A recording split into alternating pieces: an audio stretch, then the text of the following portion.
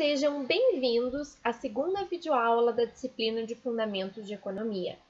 Na unidade 2, estudaremos o conceito de monetização e desmonetização da economia, preço, oferta e procura e estruturas de mercado. Não esqueça, em caso de dúvida, utilize o fórum no tópico relacionado à unidade 2 ou entre em contato com a nossa equipe de tutores. Com relação à monetização e desmonetização, podemos afirmar que, em processos inflacionários intensos, normalmente ocorre a chamada desmonetização da economia. Isso significa que existe uma diminuição na quantidade de moeda sobre o total de ativos financeiros, em decorrência do fato de as pessoas procurarem defender-se da inflação com as aplicações financeiras que rendem juros. Isso significa que a desmonetização está relacionada à diminuição de fluxo de dinheiro no mercado. Contudo, a monetização é um processo inverso. Quando temos situação de baixa inflação, as pessoas mantêm mais moeda, que não rende juros em relação aos demais ativos financeiros. Isso significa que no mercado, em momentos ou em situação de monetização, temos um volume superior de moeda circulando. Já relacionado à criação ou destruição da moeda, ela ocorre quando há um aumento do volume de meio de pagamentos. Obviamente, isto é em situação de criação de moeda. E destruição de moeda ocorre quando há uma redução nos meios de pagamento. Trouxe dois exemplos para que pudéssemos analisar tanto a criação quanto a destruição de moeda. Em situações onde existe um aumento dos empréstimos ao setor privado, existe a criação de moeda, visto que os bancos comerciais tiram de suas reservas empréstimos. Em situações onde existe o depósito que retira o depósito à vista e o coloca no depósito a prazo, existe uma destruição da moeda, visto que os depósitos a prazo são meios de pagamento onde não existe liquidez imediata, ou seja, o dinheiro não fica à disponibilidade do seu usuário. Contudo, os depósitos a prazo rendem juros. Com relação ao Banco Central do Brasil, um órgão muito importante da nossa sociedade, ele é responsável pela política monetária que tem como objetivo regular o montante de moeda, de crédito e as taxas de juros existentes no nosso país. O Banco Central do Brasil é um elemento muito comentado, tanto em jornais quanto na TV. As suas principais funções são: primeiro, Banco do Governo. Grande parte dos recursos do governo é depositado no Banco Central. Quando o governo necessita de recursos, saca junto ao Banco Central e, em contrapartida, entrega títulos da dívida pública. A segunda função é o controle e regulamentação da oferta de moeda. Nada mais é do que uma função normativa do Banco Central, onde ele regula a moeda e o crédito do sistema econômico. Além disso, o Banco Central tem a importante função de fiscalização das instituições financeiras, tanto públicas, como a Caixa Econômica Federal, como privadas. Um exemplo é o Banco Itaú. O conceito de preço é o seguinte: o preço é o ponto intermediário de apoio ou retenção entre dois fatores, a necessidade e a satisfação das necessidades mensuráveis em moeda ou em esforço. O preço é o quanto temos que pagar ou o esforço que temos que despender para adquirir algum elemento ou serviço. Muitas vezes temos produtos onde temos um alto preço e esse preço está relacionado às suas características inerentes. Ainda com relação ao preço, ele tem a capacidade de reduzir o consumo ao nível de produção e de reduzir a produção ao nível de consumo. Geralmente, quando temos produtos muito caros, como por exemplo, carros de luxo ou produtos de grife, eles têm um consumo reduzido em função do alto preço. Já produtos mais acessíveis à grande parcela da sociedade têm um consumo maior e, consequentemente, uma maior produção para suprir o consumo. Outro conceito importante que é estudado em economia e que escutamos falar muito é sobre as flutuações de preço. Temos dois conceitos importantes para estudar na unidade 2. O primeiro é o conceito de inflação. Inflação é quando há um aumento sistemático e geral de preços. Ano passado, no ano de 2014, enfrentamos uma situação bastante peculiar com relação ao preço do tomate, que houve um aumento representativo. Contudo, é importante mencionar que naquele caso específico, ou seja, no exemplo do tomate, não tivemos uma situação de inflação, pois o aumento expressivo de preço se deu unicamente naquele produto.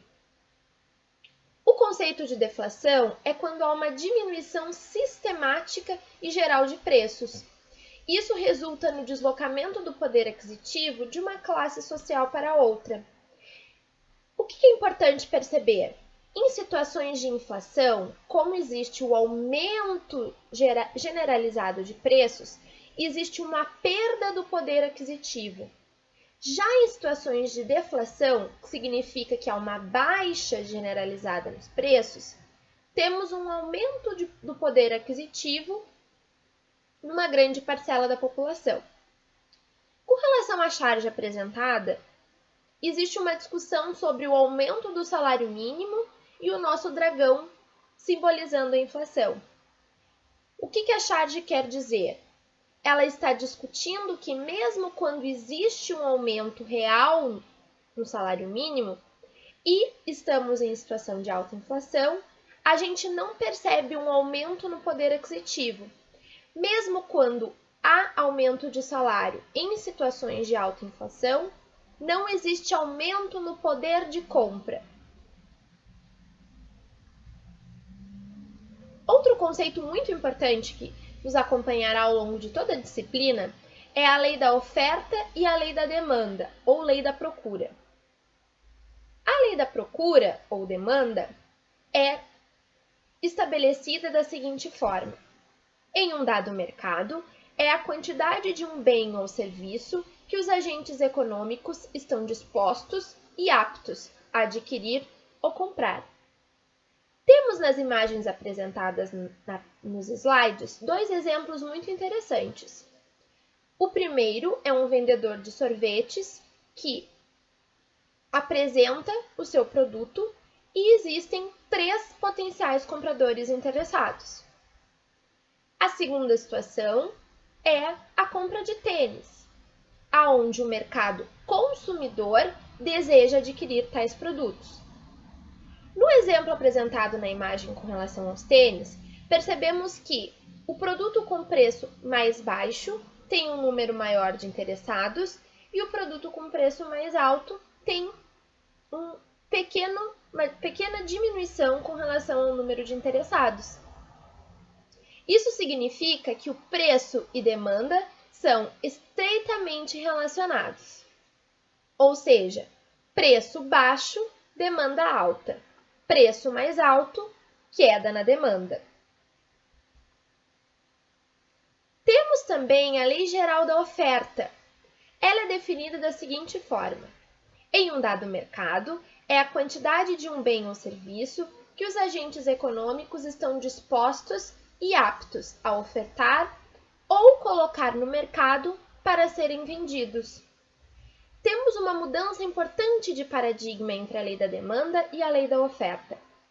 Quando falávamos da lei da demanda, estávamos discutindo a perspectiva do consumidor, aonde o preço baixo atrai mais consumidores.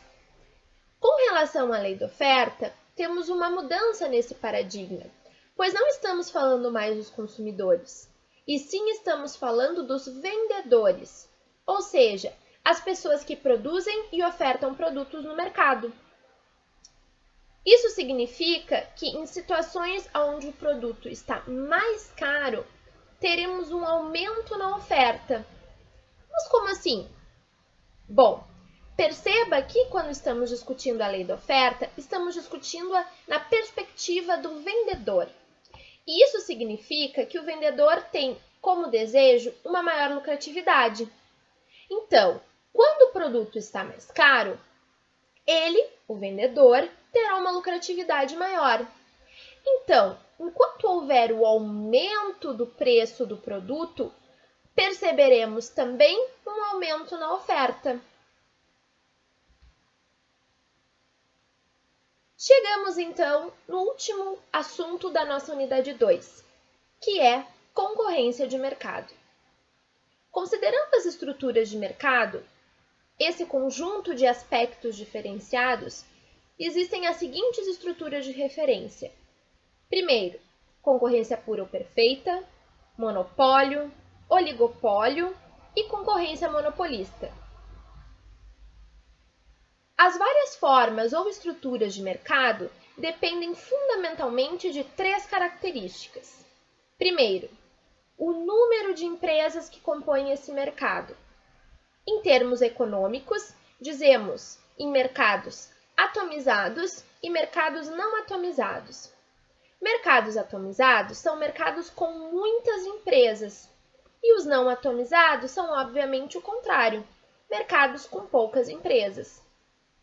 Outra característica importante é o tipo de produto, se eles são idênticos ou diferenciados entre si. E, por último, a existência ou não de barreiras ao acesso de novas empresas nesse mercado. Com relação à concorrência pura ou perfeita, é um tipo de mercado em que há um grande número de empresas. Então, dizemos que é um mercado atomizado, de tal sorte que uma empresa isoladamente, por serem insignificantes, não afeta os níveis de oferta de mercado e, consequentemente, o preço de equilíbrio. Em um mercado atomizado, é composto por um número expressivo de empresas. Em situações de concorrência pura ou perfeita, em função de termos muitas empresas disponibilizando produtos muito parecidos, o preço é estipulado pelo mercado como um todo coletivo, e não existe uma empresa que vá conseguir influenciar o preço para mais ou para menos. Nesse tipo de mercado, devem prevalecer ainda as seguintes premissas. Primeiro, produtos homogêneos. Não existe diferenciação entre os produtos ofertados pelas empresas concorrentes. Segundo, não existem barreiras de ingresso para as empresas no mercado. E terceiro, transparência do mercado. Todas as informações sobre lucro, preços e etc. são conhecidas por todos os participantes. Um exemplo de produto que encontra-se numa situação de concorrência pura ou perfeita é o trigo. A segunda estrutura de mercado que estudaremos é o monopólio. Ele é determinado por um agente econômico único no mercado. Como diz o próprio nome, mono vem de um. É uma única empresa dominando a oferta de bens ou serviços. Nesse caso, não existe concorrência. Os consumidores se submetem à compra deste produto ou simplesmente deixam de consumir. Um exemplo no Brasil é a Petrobras, sendo que ela é a única empresa responsável por extrair e manufaturar o petróleo no país. Para a existência de monopólios, devem haver barreiras que praticamente impeçam a entrada de novas firmas no mercado. Essas barreiras podem advir das seguintes condições. Primeiro, monopólio puro ou natural. Ocorre quando o mercado, em função de suas características, possibilitando a empresa a cobrar preços baixos por seu produto, o que acaba praticamente inviabilizando a entrada de novos concorrentes. Segundo, elevado volume de capital. A empresa monopolista necessita de um elevado volume de capital e uma alta capacitação tecnológica. Patentes. Enquanto a patente não cai em domínio público, isso é, quando todas as empresas podem começar a produzir um dado produto, a empresa é a única que detém a tecnologia apropriada para produzir aquele determinado bem. Quarto, controle de matérias-primas básicas. Por exemplo, o controle das minas de bauxita pelas empresas produtoras de alumínio. O outro conceito que estudaremos relacionado à estrutura de mercado é chamado oligopólio. Ele pode caracterizar-se como um mercado em que há um pequeno número de empresas, como a indústria automobilística, ou onde há um grande número de empresas, mas poucas dominam o mercado, como a indústria de bebidas. O setor produtivo brasileiro é altamente oligopolizado. No oligopólio, tanto as quantidades ofertadas quanto os preços são fixados entre as empresas por meio de conluios ou cartéis. Trouxe para vocês, como exemplo, um diagrama que apresenta os oligopólios da indústria automobilística no mundo. Podemos observar que um pequeno número de empresas detém diversas marcas. Assim, o oligopólio se caracteriza, pois temos um pequeno grupo de empresas que detém praticamente toda a produção automobilística mundial. Isso significa que essas empresas conseguem estabelecer o preço do produto final ao seu interesse, ou, através do estabelecimento de cartéis entre as diferentes empresas, elas conseguem estabelecer o preço que é do seu interesse. No quadro a seguir, também presente na apostila, temos um resumo das diferentes tipos de estrutura e a natureza do produto final ou fator de produção. Analise o quadro com calma.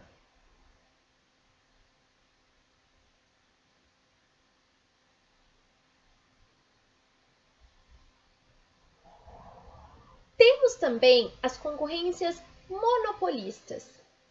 Na concorrência monopolista, o número de concorrentes é grande. Todavia, cada concorrente possui suas próprias marcas ou patentes, ou então, diferencial, de tal forma que seus produtos passam a criar um segmento próprio de mercado, que então dominará e procurará manter. O consumidor encontra facilmente produtos substitutos, o que não caracteriza o monopólio. Um exemplo de concorrência monopolista que eu trouxe para vocês, apresentado na imagem, é o de pasta de dente, pois observamos um grande número de concorrentes, contudo, cada produto oferece um benefício especial, seja no preço, seja na qualidade, seja em alguma tecnologia nova para branqueamento de dentes.